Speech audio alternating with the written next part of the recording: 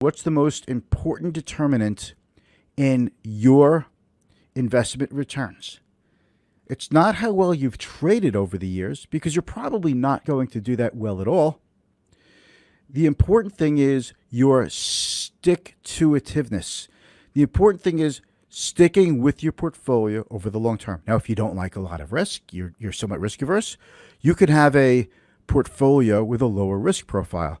But the key is to have a portfolio with the right risk profile that you could stick with, so that when we have these giant down swoons in the market, you won't be tempted to sell and get out of the market and miss out on reinvesting dividends, compounding, long-term rebounding, and bull markets, because those are ultimately the conditions that will help you create wealth over the long term.